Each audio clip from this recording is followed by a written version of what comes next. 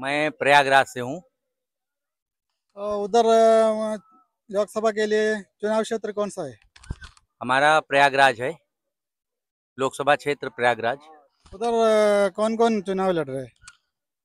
प्रयागराज से भारतीय जनता पार्टी से नीरज त्रिपाठी जी हैं, पंडित केसीनाथ त्रिपाठी जी के पुत्र हैं। वो कौन?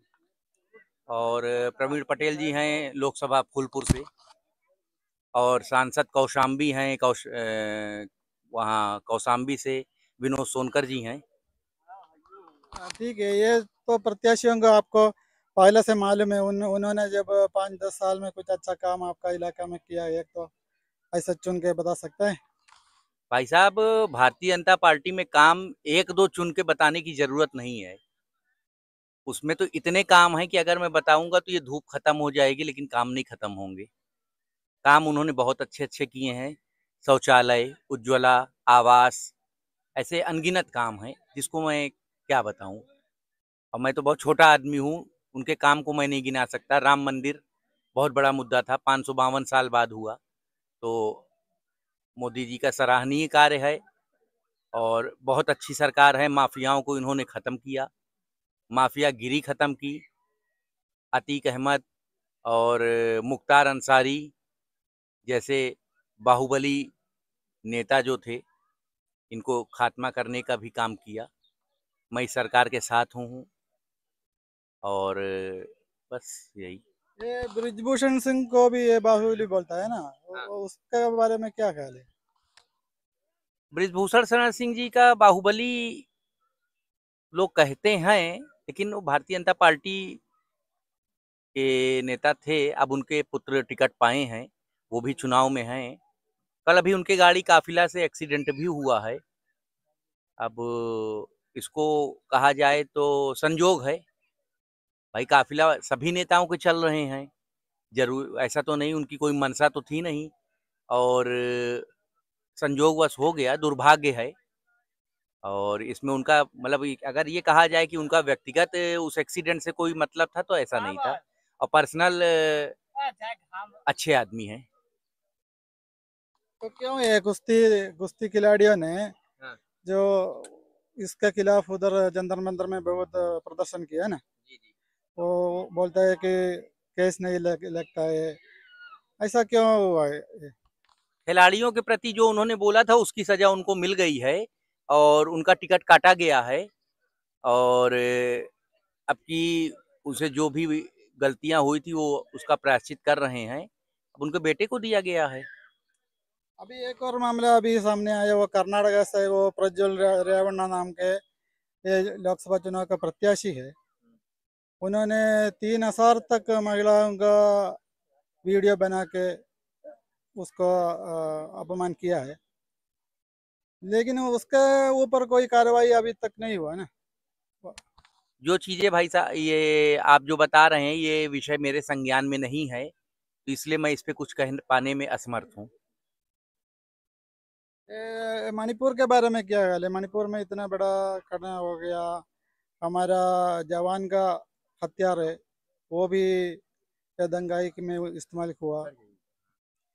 तो ऐसा क्यों होता है? हमारा गृह मंत्री इतना इतना बड़ा आदमी है, हमारा जवान इतना स्ट्रांग है, फिर भी ऐसा करना कैसे होता है? जवान का बीवी को ऐसा बदनाम किया ना, तो ऐसा करना कैसे होता है?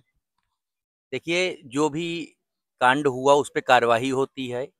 और जब उस पे जांच होगी, अगर गलत पाया जाएगा तब उस पे कार्यवाही होगी। कोई भी चीज एक दिन में नहीं होता। प्रधानमंत्री जी के पास, गृह मंत्री जी के पास कोई जादू की छड़ी नहीं है कि घुमा दिया काम हो गया। जो नियम से, कानून से जो सही होगा, उचित निर्णय होगा, वो किया जाएगा। ये आश्वासन मैं मानता हूं कि ऐसा होगा। ये मणिपुर में डबल इंजन का सरकार था ना, वो मणिपुर में राज्य में भी और केंद्र में भी बीजेपी का सरकार था, लेकिन उधर ये मसला था कि कानून उधर चलता नहीं था, क्योंकि कोई भी पुलिस थाने जाएगा एफआईआर डालने के लिए, एफआईआर नहीं होता।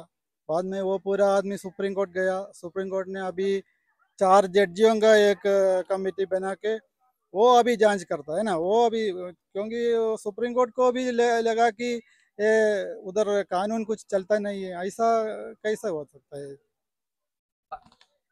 बाबा की सरकार है, बुलडोजर चल रहा है, बुलडोजर गरज रहा है, और वो दिन दूर नहीं कि जब बाबा का बुलडोजर वहां पहुंचे।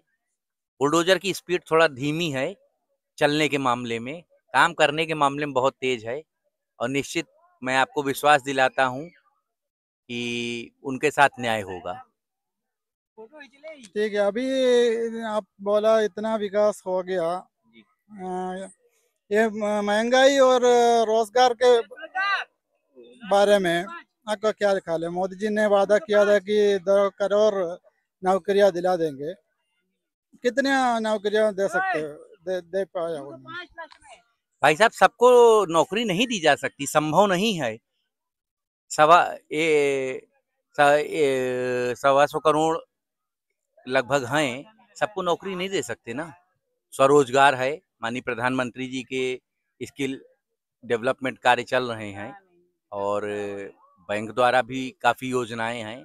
आपको व्यापार करने के लिए धन दिया जा रहा है, आप उस नियम को फॉलो करिए, व्यापार करिए। सबको नौकरी दे पाना तो मैं कह रहा हूँ कोई भी नहीं, ना अखिलेश यादव दे सकते हैं, ना मायावती दे सकती हैं, ना हमारे जो पप्पू पप्पू जी, कहने का मतलब कि राहुल गांधी जी, ये भी नहीं दे सकते, ना प्रधानमंत्री मोदी जी दे सकते हैं। और उन्होंने अगर 2 करोड़ हर साल कहा है तो स्वरोजगार को मिला के कहा है, ऐसा नहीं कि क्या कहते हैं केवल सरकारी नौकरी।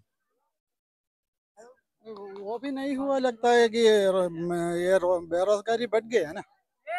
नहीं, बेरोजगारी नहीं बढ़ी है भाई साहब, ऐसा नहीं है, बेरोजगारी बिल्कुल नहीं बढ़ी है। अगर महंगाई बढ़ी है तो क्या कहते हैं उनका सैलरी भी देखिए, पहले लोग 500 रुपए सैलरी पाते थे, आज 55,000 सैलरी पा रहे हैं। तो ऐसा नहीं है, ये थोड़ा सा हम लोग को अपने विपक्षियों को ब्रेन वॉश करने की जरूरत है। माइंड जो उनका डाइवर्ट हो रहा है, उसको सुधारने की जरूरत है। और अब की बार मोदी जी 400 पार का नारा दिए हैं, बिल्कुल वो पूरा होगा। हम मोदी जी के साथ हैं, हम नहीं, पूरा देश, पूरा उत्तर प्रदेश, पूरा मोदी जी के साथ है, और मोदी जी के साथ कंधे से कंधा मिलाकर हम लोग चलने का कार्य करेंगे। ये राहुल गांधी ने बोला कि वो 1 लाख रुपया देगा, कोई बेरोजगार है सबको 1 लाख रुपया देगा 1 साल में। तो वो ऐसा बोलेगा तो आदमी उसके पास चले जाएगा ना, उसको वोट देगा। तो मोदी जी को ये बेरोजगारी में क्या प्लान है, क्या करेगा वो बेरोजगारी खत्म करने के लिए। 1 लाख रुपया वो अपने घर से तो देंगे नहीं, सरकार के पैसे से देंगे, सरकार का खजाना खाली हो जाएगा।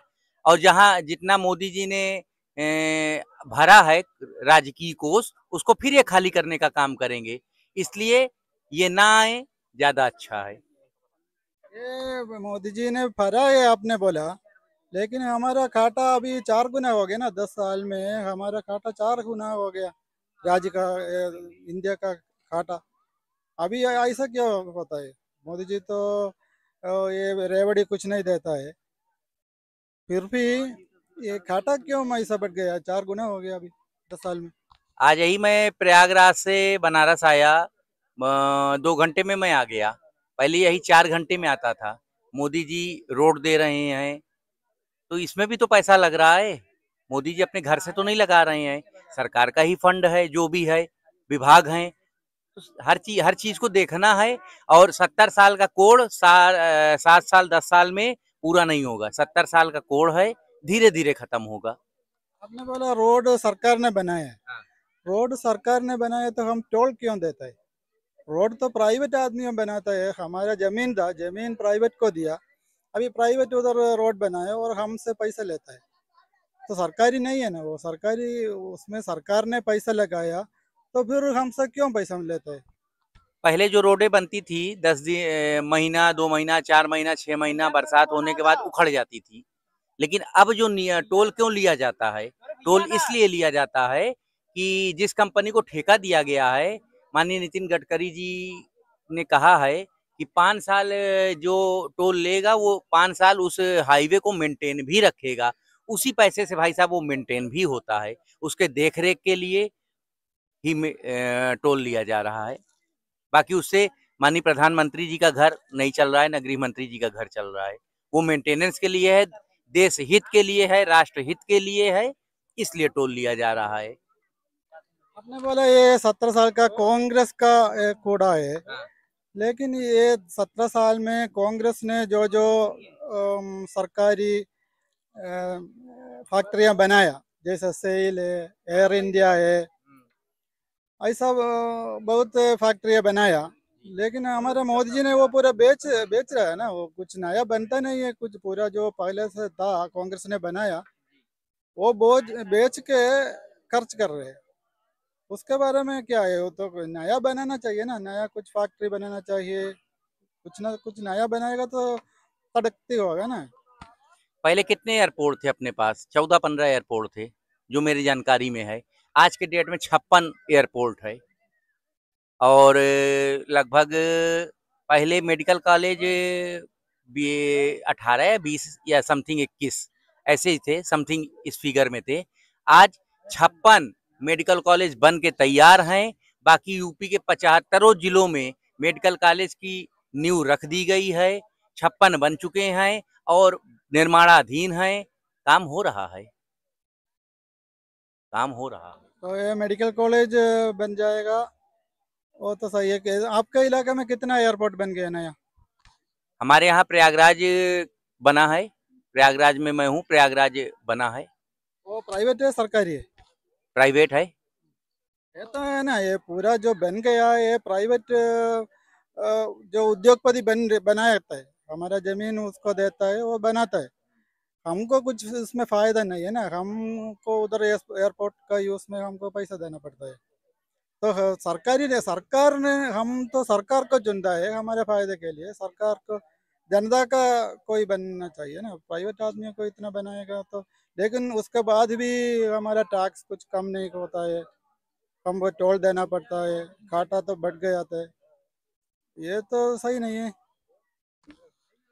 देखिए हर चीज आप 9 काम अच्छा करिए, एक खराब हो जाएगा तो पूरे 10 खराब हो जाएंगे। तो कहीं ना कहीं कमी आप में भी है, कहीं कमी मेरे में भी है। तो कहीं ना कहीं कमी होगी। और ऐसा आप कह रहे हैं प्राइवेट आदमी दे रहे हैं, तो प्राइवेट आदमी को दिए हैं तो टेंडर पास होता है, कोटेशन आता है, फॉर्मेलिटीज होती हैं, उनको करके और 4 लोगों को उसमें स्टैंड का, बहुत सी चीजों का उसमें अगर है तो 4 लोगों को रोजगार भी तो मिल रहा है। आप निगेटिव ही क्यों देख रहे हैं? पॉजिटिव भी नेगेटिव देखिए। नेगेटिव नहीं है, मैंने ये आंकड़ा न्यूज़ में सुनता है, बस ये पूछता है, क्योंकि आपने बोला टेंडर रखते हैं, लेकिन अभी जो जितना एयरपोर्ट है और ये सी पोर्ट है, तुर्मुख तुर्मुख क्या बोलते हैं, हाँ हाँ, वो पूरा एक दो आदमियों के लिए जाता है ना, पूरा अदानी को जाता है। तो हमारे इंडिया में इतना करोड़ों आदमी है, वो सबको मिलना चाहिए ना, एक आदमी को क्यों जाता है सब? आपका शुभ नाम क्या है भाई साहब? मेरा नाम डोमिनिक है। जी, डोमिनिक। डोमनिक। डोमनिक जी, मैं आपसे यही कहूंगा कि मोदी जी से अच्छा प्रधानमंत्री कोई नहीं है और न हो पाएगा। और रही बात विपक्ष पक्ष, ये आरोप लगाते रहेंगे, ये चलता रहेगा। नेता नगरी का ये कार्य है, इसमें ना आपके प्रश्न खत्म होंगे, ना मेरे जवाब खत्म होंगे, चलता रहेगा। 400 पार अब की बार, बस मैं यही कहूंगा। इसी के साथ मैं अपनी बात को खत्म करता हूँ।